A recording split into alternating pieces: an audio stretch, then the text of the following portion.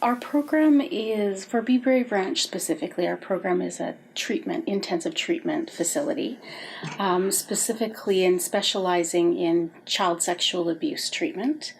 Right now we're serving 8 to 12-year-olds, but in the summer of 2018 we are going to be doing a demonstration group, and with the hope of serving 13 to 16-year-old girls as well. We have an umbrella organization called Little Warriors, and Little Warriors has a Preventive Program. The Preventive Program is really, the aim of that program is to educate adults, community members, families, service providers with regard to child sexual abuse and prevention of child sexual abuse. Be Brave Ranch itself, the aim of the program is to treat complex trauma and specifically child sexual abuse with children ages 8 to 12. I would say our aim is, there's a few different pieces of this. Our aim is specifically to treat children who have had a history of trauma and child sexual abuse, but that extends to their families and sometimes to their communities as well. The other piece of what we aim to do is to advocate with regard to child sexual abuse within the larger system and across systems, so within education, child and family services, as well as health.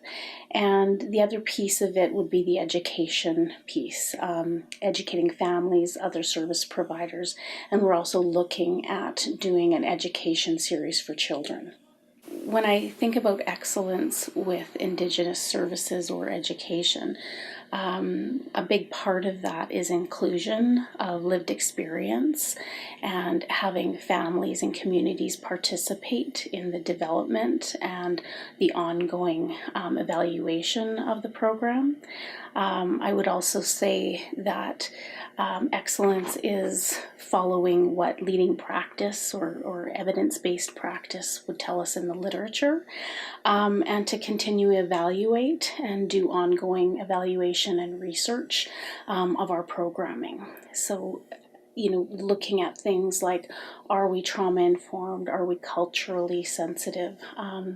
Do we understand and recognize gender differences? Do we support the individual as well as are we family centered? So some of those things I think would highlight a program of excellence. We have outcome measures for all of their children and families that come and are served at the Be Brave Ranch. We also work in conjunction with the University of Alberta, and we have done research on our outcomes with regard to things like post-traumatic stress symptoms pre-post treatment, anxiety, depression, family engagement, whether or not there's an increased understanding and awareness of symptoms of trauma, for example. So we do evaluate that on an ongoing basis. Well, I think Indigenous education, from my perspective, is understanding and learning about history and culture and past, present, and potentially future focus with regard to Indigenous populations. I don't think we can understand, specifically from the perspective of trauma, for example. We can't isolate it in the here and now when there's been, generational trauma, for example, or the experience of residential schools. Those pieces are really important to understand and recognize as part of the present story as well as the future and where we're going. So that's what I see. I think that the other piece with Indigenous education is understanding, the differences, but also the similarities, and how we all learn and how we all interact and engage.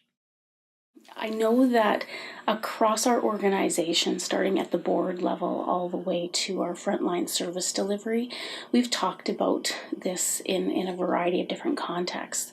We have, at any given time, we have probably about 20, maybe higher, to up to 30% children who are with us that are Indigenous, and part of what we're really mindful about is, from an Indigenous education perspective, is how do we involve families and larger communities, and how do we build that into our practice, and how can we take things that we feel that we're developing and experts in, but also learn from other communities, as well as support other communities in their healing, for what we know that we're doing a pretty good job at.